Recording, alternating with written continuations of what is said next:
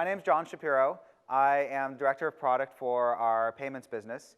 And what that means is, it's really well tuned to this running your business piece. Because as we have learned kind of over the years that while QuickBooks started as an accounting product and accounting tool, you guys are doing so much more with it. So I'm excited to be able to share some of that with you. I can't do it by myself. I'd love to give them a chance for my trusty demoers to introduce themselves up on stage. Sure. I'm Peter Vogel. I'm a solutions architect in our partner solutions team. I help our third-party partners build the applications that work with QuickBooks in the ecosystem. And I'm Jason Tomakter, and I'm a product manager on our QuickBooks product line, and I focus on payments and point of sale. Awesome. So if anything goes wrong, their fault. Let me get a show of hands. Small businesses in the audience? Small business, and keep your hands up, small businesses. Small businesses that got into small business so that you could do your accounting. Like you just couldn't wait to get into your Excel. We have a group of people that are like that, and they're called accountants, right? Accountants in the audience, raise your hand. And that's what gets you guys energized. On the small business side, it's about making sure that we give you the tools so you don't have to do your accounting, so that you can very seamlessly and easily either partner with your accountant or have the processes in place so that you can have that data flow back and forth between you and your accountant. And you can run your business, and you can worry about and focus on, does the customer want what I'm selling, as opposed to, am I entering all my transactions incorrectly? It's our job to help make sure that that's not a concern for you. And if we jump forward here, I have to do a little quick disclaimer. Our lawyers make us do this, kind of like that FBI warning on every DVD. In this particular case, make sure that you're not buying or signing up to QuickBooks because anything I'm promising you today, make sure that you're signing up or continuing to use it because you love what it does already. And then jumping forward, we work and talk to lots and lots of small businesses and accountants every day. You heard, you kind of saw when Scott was doing his introduction, it's really about, can we solve problems for our customers? And if we can do that, if we can help you thrive, then we all win. Now, everything you're going to see here is based on a true story. We have a couple guest stars I'll introduce in a second. And there's some artistic license and dramatization, but everything that you're seeing here and you will see us walk through is something that you can either use or can continue to use for your own small business. So without further ado, let me introduce Mike and Bonnie. Mike is our trusty small business owner, and Bonnie is our awesome pro advisor, amazing accountant. So if you guys can just wave to the audience. We'll hear more from Bonnie in a second. But if we could start out, Mike, if you can just tell us a little bit of what's your business, how'd you get started, how'd you get going? Is that on? It should be, if you just talk. Is that any better? Can you all hear me? Great. So my lovely wife, who's down here, came to the idea she wanted to begin starting a small business, which began in our basement. And she started making chocolates there, and handmade chocolates, which we sold at farmers markets. And from there, we developed into a chocolate shop, and now we're what we call a chocolate cafe, Dolce Bella Chocolate Cafe. So that's how we got going. Awesome. Thank you, Mike. Appreciate it. And we'll come back to Mike throughout our presentation to kind of share some of his story. But I think we can all relate to Mike. You're just getting started. You want to make sure that you've come up with this awesome, amazing product. How do you get started? How do you get the word out? How do you make sure that customers are going to respond the way that you hope and expect that they will? And you have to kind of think about, you're setting up your booth at first farmer's market, and you're like, people don't really carry cash anymore, do they? How are they going to pay me for my product? And you get to this realization that you need to be able to take credit cards. There's a few things that kind of just help you get started.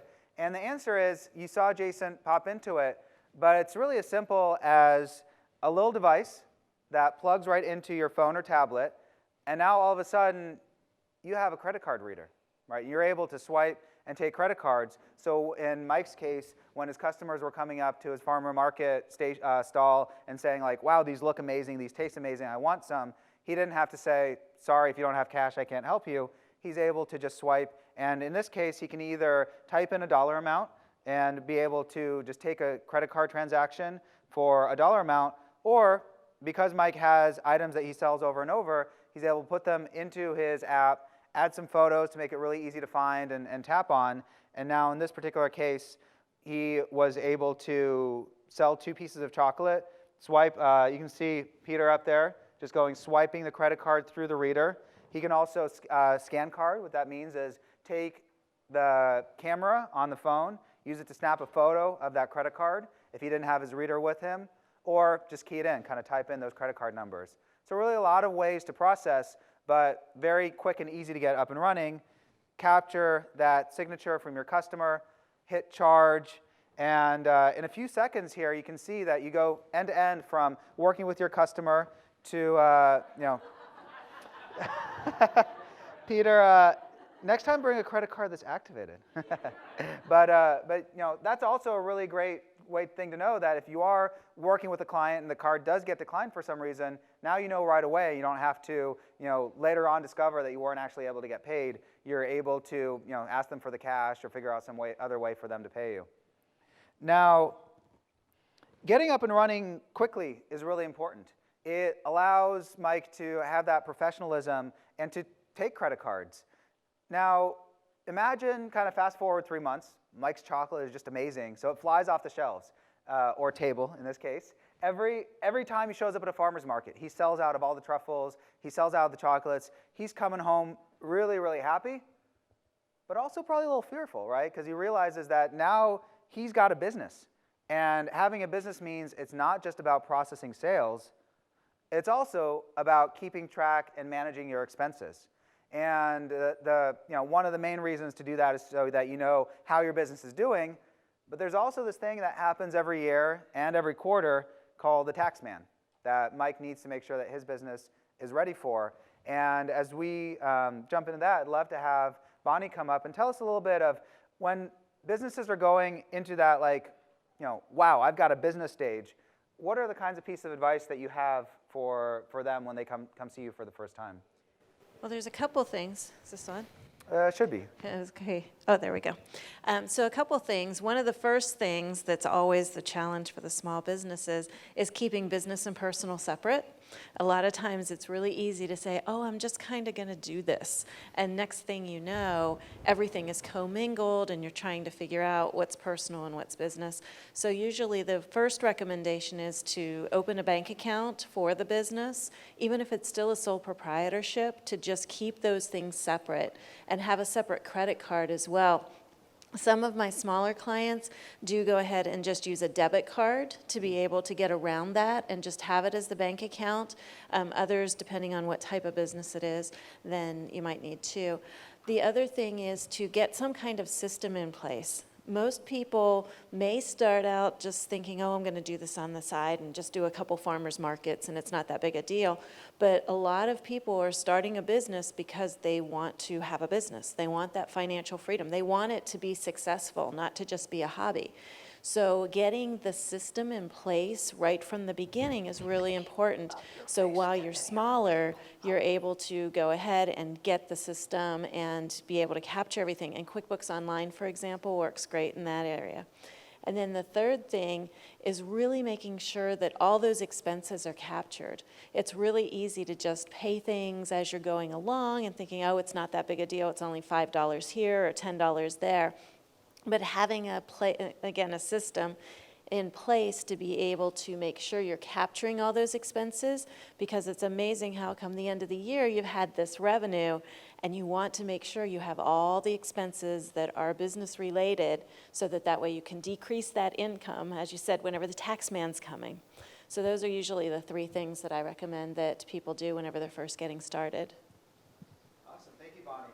And you guys might be asking, wondering, how did Mike and even find Bonnie in the first place, right? Because as you're starting to think about, I'm in business, the question might be, how do I get an account? How do I get that trusted advisor to help me with my business? There's lots of great ways. Word of mouth works very well. But recognizing this problem, Intuit also has an Intuit Find a Pro Advisor program. So you can find a Bonnie near you who specializes in your industry who can really help you out. So now let's take a look at what that looks like. Because as Bonnie was talking about, keeping track of everything, making sure things are set up correctly. So in this case, what we're going to do is we're pulling up the QuickBooks mobile app.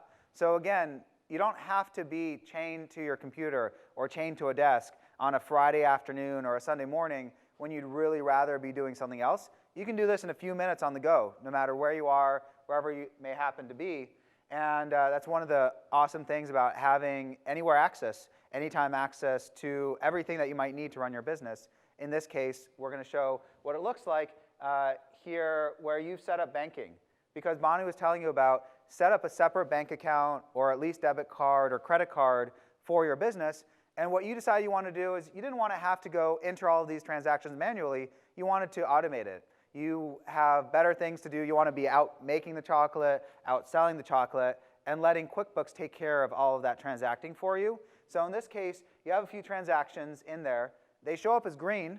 And what that means is that a category has already been suggested for you, either based on how you categorized it in the past or how more than 1 million small businesses categorize those types of transactions. So it really helps you get up and running quickly. And now with a swipe right there, you're able to just accept it. And a couple have already showed up as matches. And in this particular case, you'll see kind of what matches means later. But it's because QuickBooks is smart enough to know that instead of creating a new entry for that particular transaction that came down for your bank, it actually matches something that's already in your books. Now, if you're going in and you're tracking your expenses, that's kind of it, right? So it's not this big, convoluted, complex process, but at the same time, you want to make sure that you have any of the documentation you might need. So if you have an expense over $75, as you're either going through that, or by the way, as you're standing in line, kind of just got out of the checkout, you're able to go into that expense directly, snap a photo of that receipt, and now when you save it, and you save that with the expense transaction, anytime you go back into your books, whether it is, again, on your phone, or more likely at the end of the year, you're up on a laptop, in a browser, you see that receipt image. So now you've got all the documentation that the IRS is going to require for you to be able to substantiate that expense at the end of the year. And this kind of is another example where instead of it being this big chore to go through and categorize expenses, or the big R word, reconcile at the end of the month, that becomes much more of a seamless process because you're just doing a couple at a time when you have 5 minutes in the checkout line, or you've got some downtime in a commercial between a TV show. You can go in, swipe a few transactions, and stay up to date. And then you can see this expense here has already, it's got that photo attached and uploaded and saved for you. So as Mike and his business was growing, he realized that he wanted to actually create a location. It wasn't, it was awesome because customers are reacting and responding to his product. He got the processes and the systems in place so that he didn't have to worry about tax time coming around, and he decided to get physical. You heard Mike talk about his chocolate cafe. We'd love to hear a little bit more about, Mike, as you were thinking about the tools and the systems that you were going to need to get up and running, kind of what were you thinking about? What was top of mind? For the cafe, we felt we needed to have a system that was more than just retail. It had to be able to be quick service and handle fast order items. We have baristas, we have the back kitchen staff, as well as we have all the retail. And so we were looking for a system that would be quick, easy to use, and most important, reliable. Awesome. Well, thank you, Mike. And something else when we were talking with Mike, he said is that the number of items he had ballooned. It went up from 6 to over 100. And part of that is because I love this part of the story when I heard it, is that he didn't want to just create a chocolate shop that people go in and leave and don't linger. He wanted to create a cafe experience, kind of like based on the Italian coffee chocolate type experience. That meant that people are going to come in, they're going to buy chocolate, but they might have a coffee, hang out, and kind of just have that enjoying experience that Mike wanted to create. But it also meant that he needed the tools to allow him to do that because as awesome as it was to get up quick and running on being able to charge credit cards, now you heard Mike talk about that he had employees to manage, right? And those employees were probably high school students, college students back home for the summer. So he needed the infrastructure to be able to really support that well.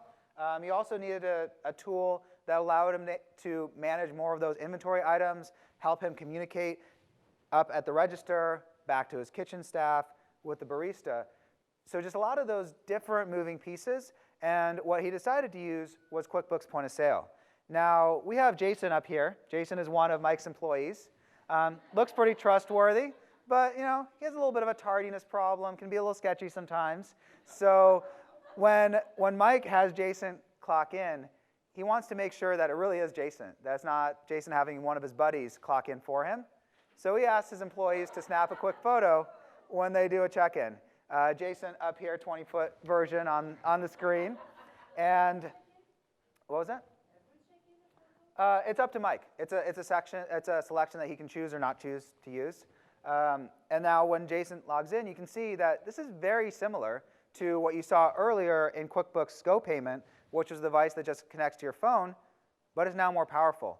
You have categories across the top, so you have the same types of items. When the customer is choosing and wants to buy some chocolate, either at the register, you can just tap on those items. You can also go over to the coffee and tea section, because no dining experience is complete without some coffee. In this case, the customer wants a mocha. Truly a real chocoholic, got to have chocolate across the board in every part of his order. But you can see that within that category, there's also subcategories. So that's what allows Mike to handle his growing menu without having to poke around and peck around every time that the customer is trying to make an order. So it's very streamlined and organized. And if you see that send order button, that's what actually communicates back to Mike's Kitchen. So you have a receipt printer up here at the register, but Mike also has one in the kitchen and also has one at the barista station. So in this case, because it's a coffee, the barista knows that he or she needs to make a mocha and can start on that while the customer is still up at the register. So that really helps Mike streamline his operations. Because earlier you heard Bonnie talk about you need to make sure that your operations can support what you're working on. And this is as important as your accounting and kind of having that automatic streamlined way that expenses were coming in. That's great for the behind-the-scenes view.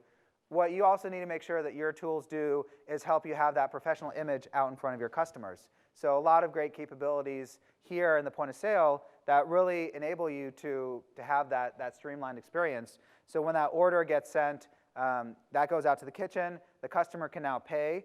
And this, again, has the very standard things that you would expect to be able to pay. There's cash, credit. So what Jason's going to do is he's going to go ahead and swipe a credit card. Hopefully he has better credit than Peter does. We'll find out, though. And what you'll also see there is gift cards. You'll see redeem points. So you can actually set up a loyalty program. If you want to incentivize your customers to come back, you might say, the 10th coffee is on us. Buy 9, 10th one's on us. And there you can see the receipt printed out. And now the charge was processed. And guess what? By now, the mocha is probably also ready because the kitchen knew, or the barista rather in this case, or the kitchen for any prepared item would already know what needed to come down the road. So you can, as you take a look at this, you can also see that this isn't complex, right? What we wanted to make sure as we, and what we continue to want to make sure as we build product, is that just because you need more power, that doesn't mean that we should make it complex for you. Our job is to keep it as simple and streamlined as possible while still having it be quick and easy to get up and running, as you saw on the mobile device, but also now very powerful and handling a lot of complex use cases, but the experience to use them doesn't have to be complex. And the other way that we think about this is when you saw the credit card charge go through, this was the exact same payment account that Mike used on his phone. He can now use in his point of sale to be able to take credit cards wherever he is, wherever he wants to. He doesn't have to go in and create a lot of accounts or just do a lot of complex management. So that's kind of another example of we want to enable more power, but still keep things very simple and streamlined. Now, it's the end of the day. Mike's big question on his mind is, how would I do?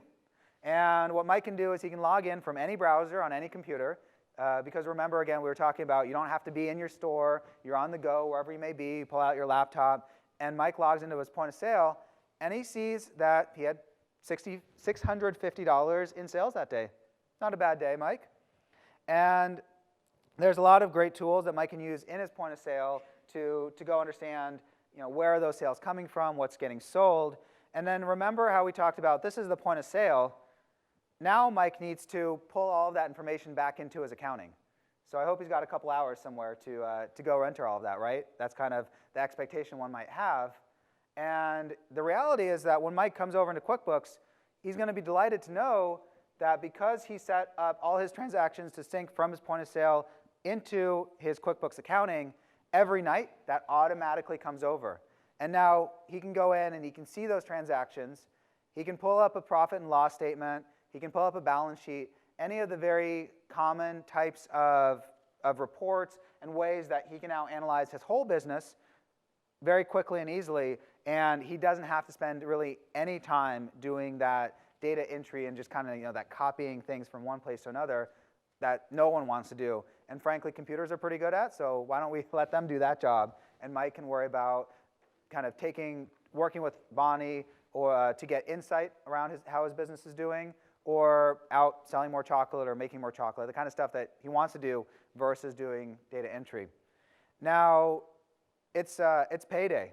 As happy Jason is working for Mike, he's not doing it out of the goodness of his heart. He kind of expects to get paid, right?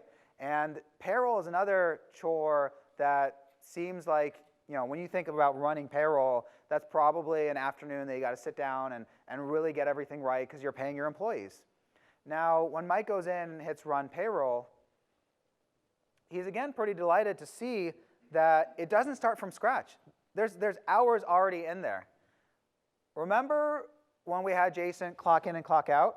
When Mike has his employees clock in and clock out from his point of sale, what actually happens as part of the syncing process is it's now all up to date in his accounting as well.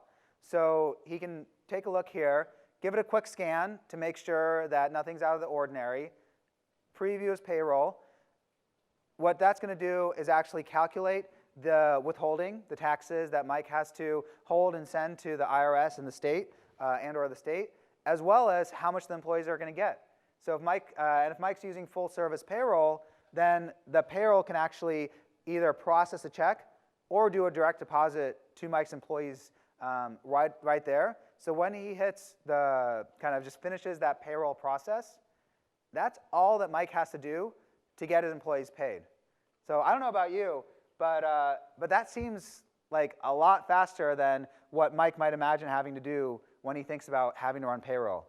So there's no reason that complicated or difficult things have to be that way when you're using QuickBooks to run your whole business and you have everything connected together and talking to each other.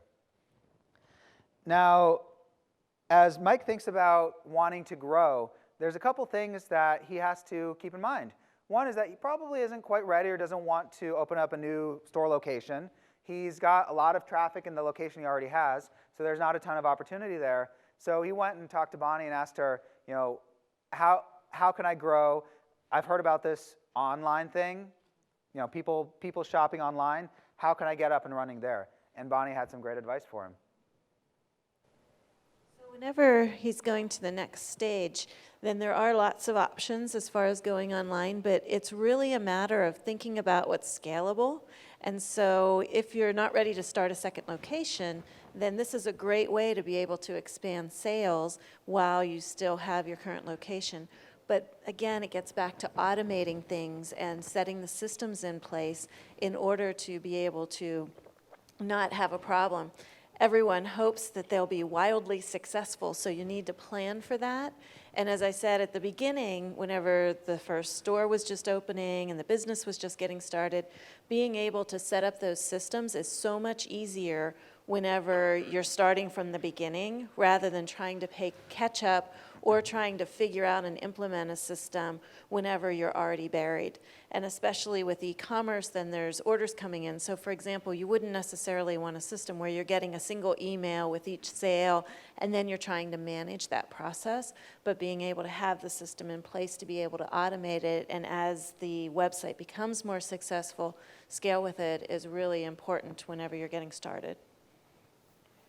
That's a great point. And thinking about getting started online, you want to make sure that you plan for success, but you probably want to do it in a measured way. Like, you're not going to go out and spend $100,000 on a fancy, snazzy e-commerce website because you're just getting off the ground, and you want to make sure that the online channel is going to be as effective for you as the physical channel has been. And what Mike decided to do is to use, in this case, Shopify, one of a couple partners that are on the QuickBooks platform. And what that meant was that Mike was able to go in, connect into, open up a Shopify account, add some items, add descriptions, photos, kind of listings. This isn't rocket science. Mike found it very simple and easy. Just go in and create his product, and he doesn't have to know code or any of those things that you might think about, like, wow, I'm starting a website. Like, do I have to go get a coding for dummies kind of book? And the answer is no. By just using some of these awesome available tools, Mike's able to create his items. He's able to apply quick and easy templates. And then when he hits the save button, basically, and goes over to view what his store looks like, he now has a very professional-looking product listing. In this case, for a seasonal assortment, it's got the photos, it's got the product description. You can imagine a customer coming in, and this took Mike probably a half hour to get up and running. And there's also a ton of other customization options. So as Mike wants to spend more time on it, he can really tweak the colors, all of the different layout options there as well. So now when a customer comes in, they have a shopping cart experience. They can add things to their cart. They can check out. All of these very broad and powerful e-commerce tools that one would expect and hope for in a site, Mike's able to get with a couple clicks up and running very quickly. So now as the customer goes through, Mike wants to go over and be able to take a look and review his orders. Because as Bonnie was pointing out, he doesn't want to just have, say, everything automatically flow through. He doesn't want to necessarily have an email kickoff for every single order, but he does want to have control, especially early on, of can he fulfill these orders. And in this particular case, you saw that order that just came through from Peter for a box of chocolates. And what's kind of interesting, probably a little less relevant for Mike, but if it's a big order, then maybe it makes sense for him as well. But especially if you're selling high dollar ticket items like electronics or things like that, there's a nifty little risk-o-meter on this particular order, which is going to tell Mike, is everything look great, or is something look a little amiss? Does it kind of trigger any of those risk flags that Shopify looks across all of their customers to figure out? And if it popped up as orange or red on that high risk level, Mike could pick up the phone, call his customer, just make sure that everything was legit and everything was going well before sending out a couple $1,000 camera or a computer or something like that. In this case, everything looks great. Mike's going to capture that payment. He's going to have that $4.90 just go ahead and process right there for him. He's going to choose to fulfill that order and send that out. By the way, he can also get shipping labels and all of the order fulfillment process right here a couple clicks away. Now, the other thing to note is we didn't see Mike set up another payment account, did we? I bet you can guess why, right? Because that same account that Mike was able to use and the farmer's market on his phone, that same account he was able to use in his point of sale in the physical location now follows him online as well. And he's able to take and process credit cards as one would expect in the online world without really doing anything new to set that up. All he had to do was kind of just link it together, and it all works for him. Now, the next step is around that process and that system that Bonnie talked about, that it's got to be up to date. It doesn't really help if you have an accounting system that's 3 months old, right? Because now you have to go do a bunch of work to get it caught up. And again, when Mike comes over, what he discovers is that he has that sales transaction that he just made right there in QuickBooks. So again, just like his point of sale, every night all of his online orders and online sales come right back into QuickBooks for him. So there's no extra work for him to do. It just seamlessly flows right into the product there for him. So you can see this particular one that we just captured for Peter. Now, as Mike's looking to grow, he got lucky. Like, I think the big break, it wasn't quite Bill that showed up at his store or on his website, but it was someone from a large company that tried Mike's chocolates, really loved them, and wanted to put in a big order so that they could use it for their holiday gift giving for their corporate clients. And what this means is that this is a great way for Mike to get big. Now, if you think about large order, probably going to want a discount. He's not going to pay full price if he's buying thousands of chocolates from Mike. And what did Mike become? Mike just became a wholesaler. So if you kind of take that same idea and replace that with Whole Foods called Mike, or any other one of these big breaks, now Mike needs to figure out, well, how does he scale? One part is around the operations. How does he make sure that he can make enough chocolate to fulfill these orders? But Mike's got that down. He's got that figured out. Now he needs to figure out how to charge for these chocolates. And what he can do is he can pop right into QuickBooks, create an invoice, and as part of creating this invoice, he chooses his customer. And in the top middle there, you can see the online payment options. And what that means is he wants his customer to be able to pay online with a credit card or a bank transfer. And he fills in the order. He's got his items already filled in, so he can just choose and select an item, although he's going to have to give a discount for this massive 1,000-unit order. But I'm pretty sure Mike's very happy to do that, to get that sale and have that come through. And he has the email address for his customer. He just chooses to save and send.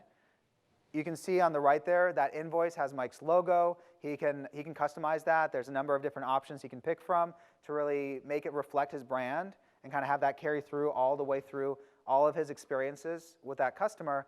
And now he sends that off. So when the customer receives it, the customer gets a very professional-looking invoice in their email with a link on it. So when the customer clicks on that link, they're taken to an online portal that Mike had to do absolutely nothing to get up and running. It's just as they're available for him. Customer takes a look at that $3,000 invoice, says, yep, it's exactly what I want to pay. They hit the Pay Now button. They can fill in their credit card or banking information right there. Not all too dissimilar from that online shopping experience you saw earlier, so very familiar to customers. We find that when our users send invoices online with payment enabled, they get paid more than twice as fast as if they don't. If they send either electronic invoices that get paid otherwise, or if they're sending paper invoices. So a great way to kind of keep that cash going is to have this payment enabled. And again, guess what? This didn't require any additional setup on Mike's part. He was able to use that same payment account across all of these different ways. And then when this gets paid or not, Mike can just use his QuickBooks to see, to very easily track what state each of his invoices are in. It's, we call it we almost affectionately refer to it as a little bit of a game. If you want to move stuff from left to right. Green is good. Green are your paid invoices. Anything that is yellow is stuff that's out there. Red are the things you might want to follow up on because they're overdue. But this is a great snapshot view of all of your sales, all of your clients, and how do you take all that money from receivables into cash in your bank.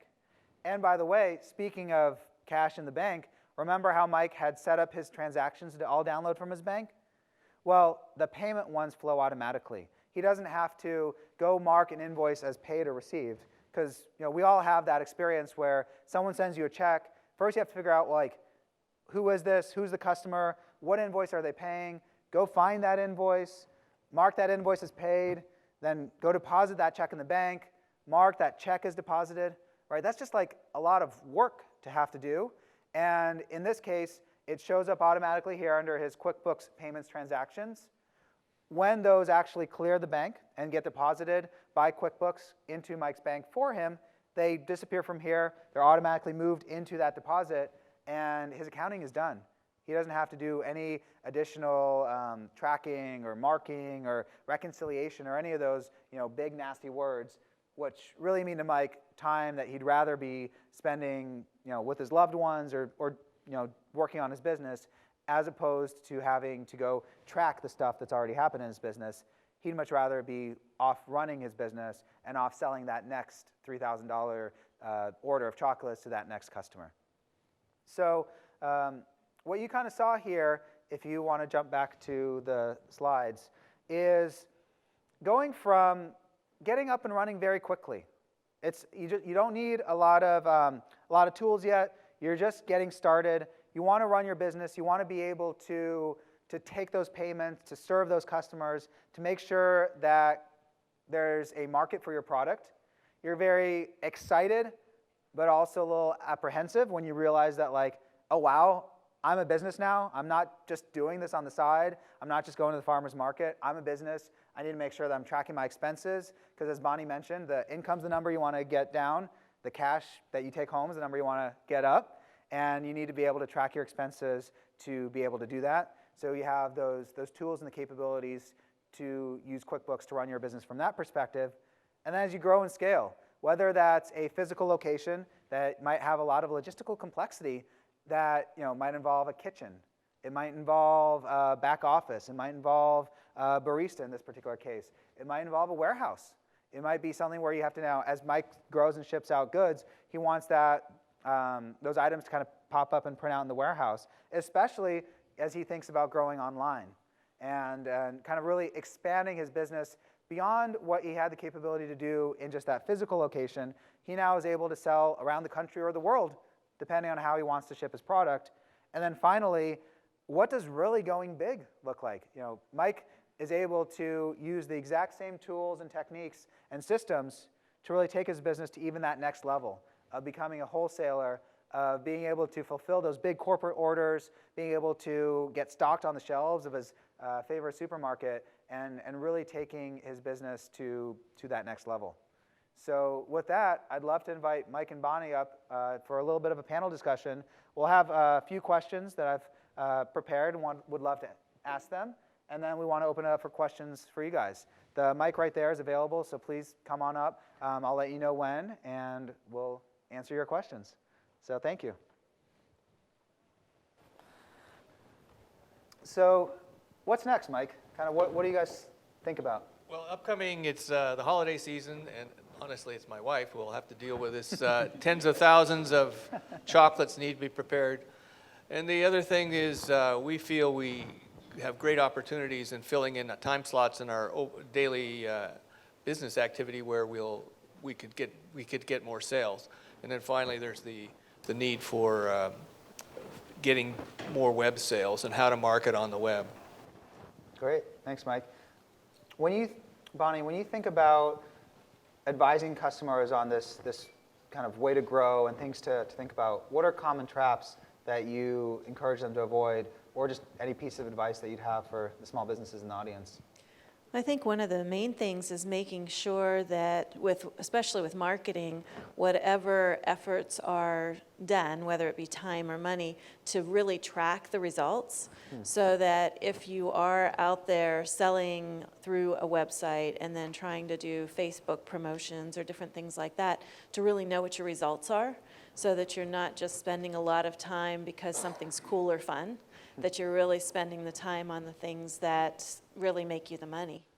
That's a great point. And something you can do in QuickBooks is actually assign classes to different kinds of sales. So Mike might be able to have a class for his online sales, for his physical sales, and then pull up some reports to see how is one doing compared to the other. He might find that his store is going gangbusters, but because he's got too many Jasons to pay over there, it's not as profitable as online sales. Or vice versa, right? Because he might find that by adding some items like the coffee, he's gotten people to stay around more, buy more chocolate, and that does become a more profitable venue for him. So I think that's a great point of how can he use the tools that he has to figure out what's really working for him and where he might want to tweak some things. What was your biggest surprise or thing that you would encourage a small business just getting started to think about, Mike? Right now, I think the biggest surprise is getting employees. Finding employees in the Valley is absolutely our biggest challenge, and it's an ongoing thing. I'm sure everybody's run into that. The other thing is just the constant logistics change of how the product's going to grow, and getting the material and the suppliers in place that you can actually get the product out to people. That's a great point. We talked a lot about the customer relationships, but the vendor relationships are just as critical. Making sure that you have people that you can work with and trust to get you the product that you need, so that you can then turn around and make awesome things that you sell to your customers. I think that's a great point. Any gotchas or things that you would do differently, Mike, if you were starting over? My wife's laughing at me. Yeah, I'm sure there's a lot of things. I think not being overly optimistic about how things are going to go, and having plans in place. What if it doesn't turn out exactly as you planned? So that you're not as stressed as you end up being when you find out it didn't work out exactly right. But each time you do find a way through the problem. Got it. What are some of the key tips, Bonnie, you would have if a small business is just coming to you? I know you shared a lot of them along the way, but is there one or two things that you want to make sure that all of your clients do? Well, I think not just capturing the information, but really looking at it and using it for good business decisions. I mean, I've sort of alluded to that with the processes and with knowing how the results are, but I think that entrepreneurs are very optimistic and may make a decision, like in the marketing area, to make a huge investment in a huge marketing campaign, and then get busy and then let some of the other marketing fall off. And I'm thinking about contractors especially have that big ebb and flow where they're so busy doing the work that they're not really getting the marketing piece done, and trying to really get them to understand that as a business owner, unfortunately, it means managing a lot of different aspects and being able to really know how you're doing, know where you're going, and be able to manage the whole process so that you don't either end up losing a lot of customers because you're out and you have a wildly successful marketing campaign and you can't deliver, which can do even more damage than growing really slowly, for example. So just sort of having that business health overall concept.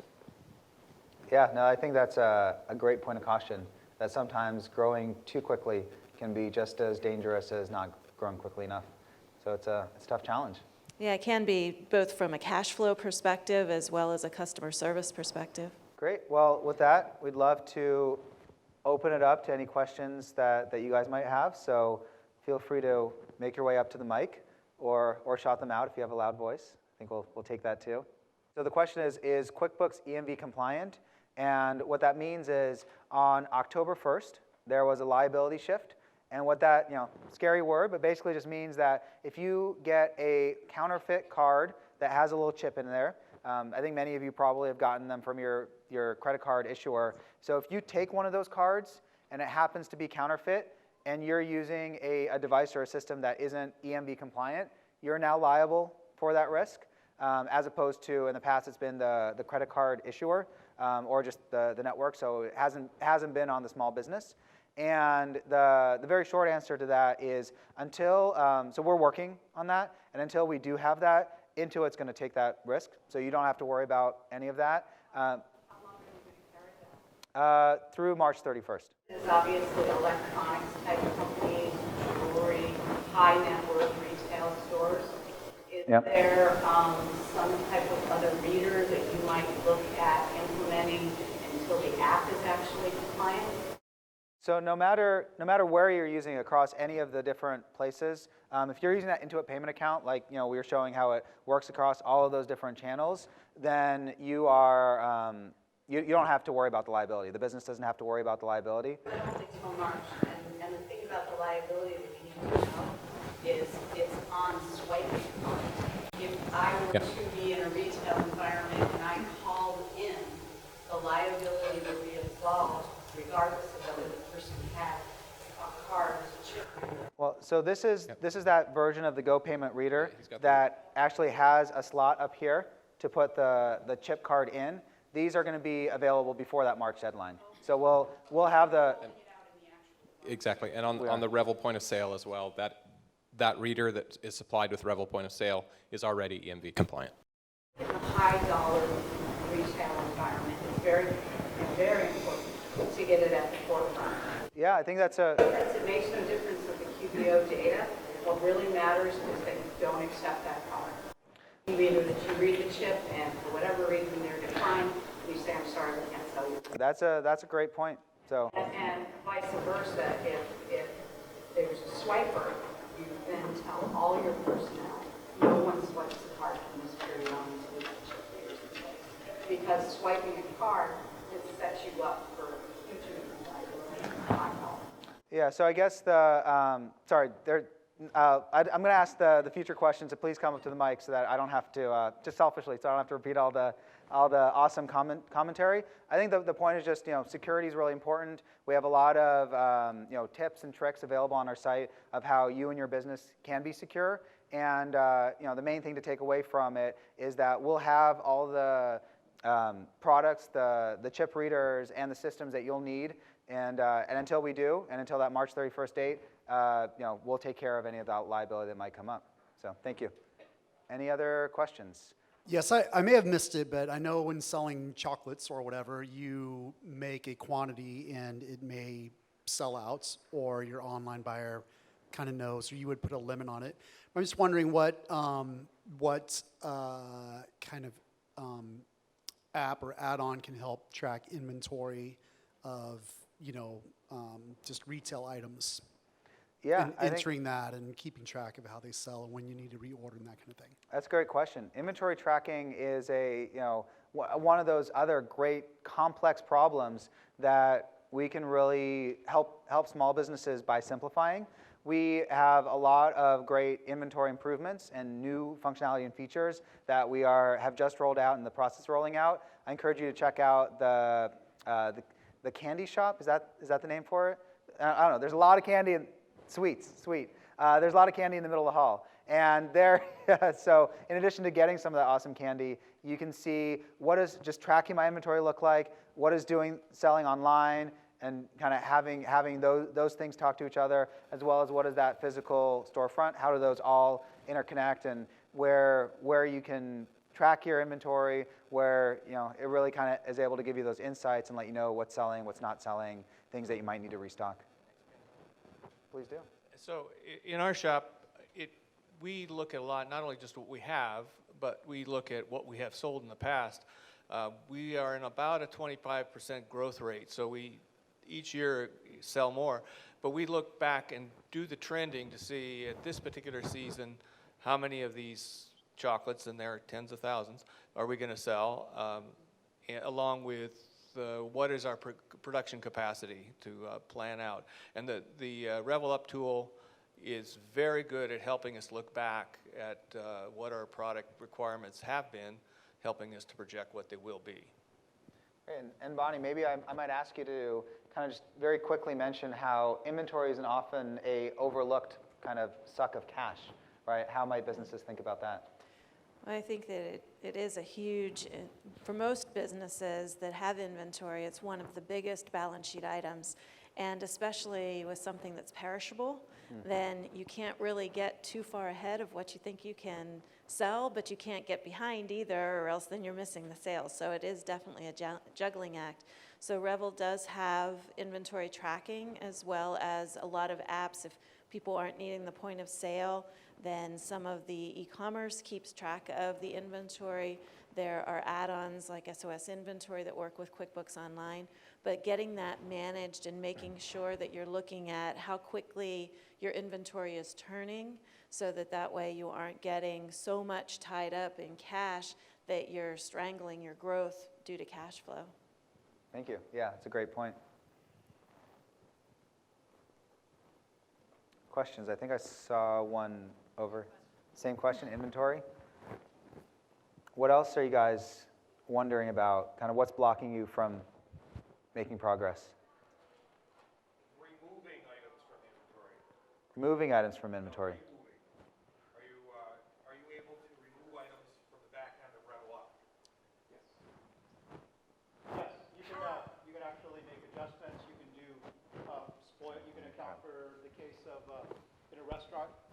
Yes, you can remove items from inventory. You can make adjustments, and you can put in reasons, like if you've got, in the case of a restaurant, you may have spoilage or something that's expired, you can adjust it down or up there. So you can remove it from the inventory.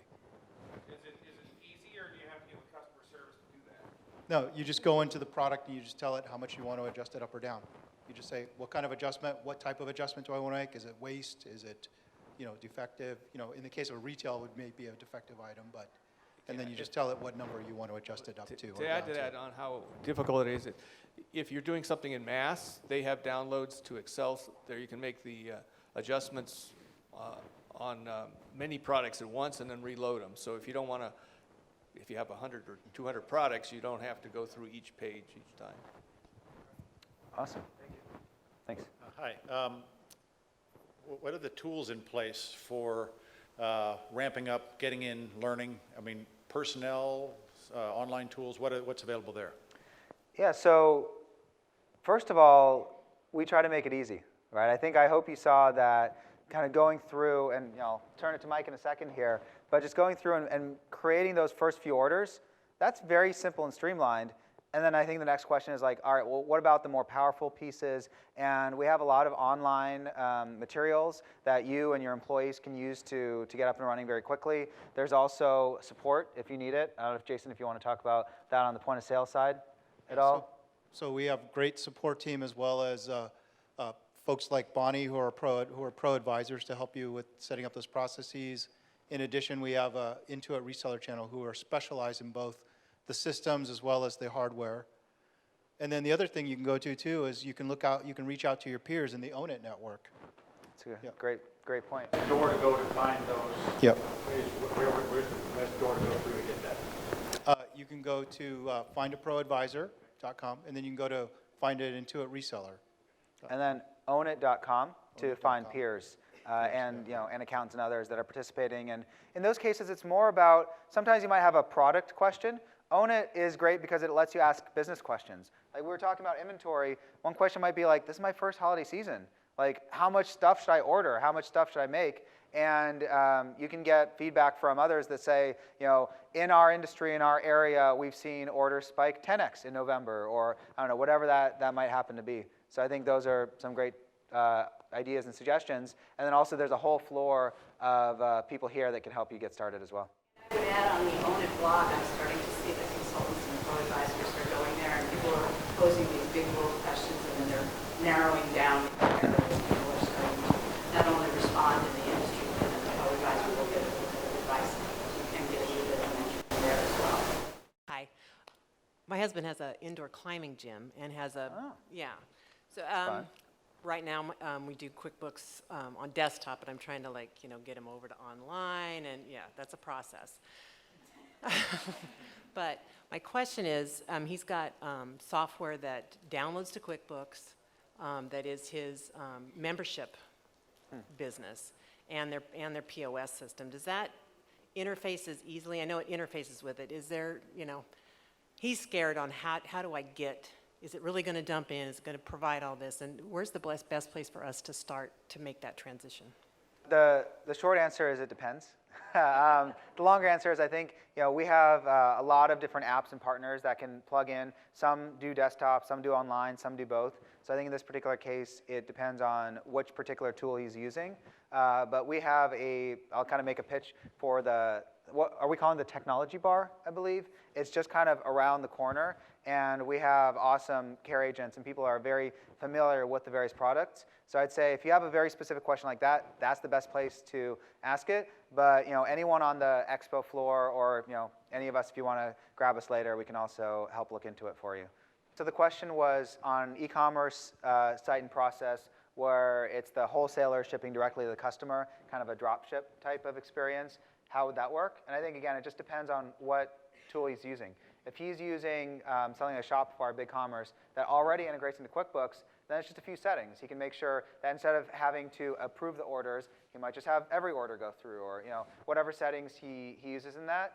Then all of those would seamlessly come into QuickBooks as well. If it's a different system, then it's just a matter of getting it up and running. The question was about setting up those items. I don't know if the- Peter, I think No, had a, Peter, so it depends on the solution. Some solutions, and a lot of it depends on where you start. Sometimes if you start with the e-commerce solution, it'll download and sync the items with QuickBooks. Sometimes if you start with QuickBooks first and then move to an e-commerce solution, it'll pull those in. Those are the more robust apps, and it varies from app to app. Another good place to go is if you check out the Suite Candy Shop in the booth, we're demoing both BigCommerce as well as Shopify. Added the Expo Center area, and probably everybody would be interested in this. In e-commerce, people are kind of all in a pot. So when he was talking about BigCommerce is there, all the various to do something like you're talking about. yeah, I think that was just another call out for the awesome Expo area that you can check out and see different apps. There's a section where they're all together, they kind of sit in like pods of 4 or 5. It goes around. So find that section, there's a whole section of commerce apps, and then next to them, they put the payment apps. So they kind of put all the aligning apps to those importance. Do you worry much about the cost of the chocolates and trying to figure out how much, your margins are on the chocolates you sell? Oh, absolutely. So we follow every product's cost. My wife has a large spreadsheet set up with all the product costs so she can update amount of labor. It's a significant issue for us, as well as the indirect labor for selling it. But we track cost by detail. Cool. Well, with that, I'd like to say thank you. Thank you to Mike. Thank you to Bonnie, our awesome panelists. And thank you to Jason. Peter had to run off, who did an amazing job running the demo.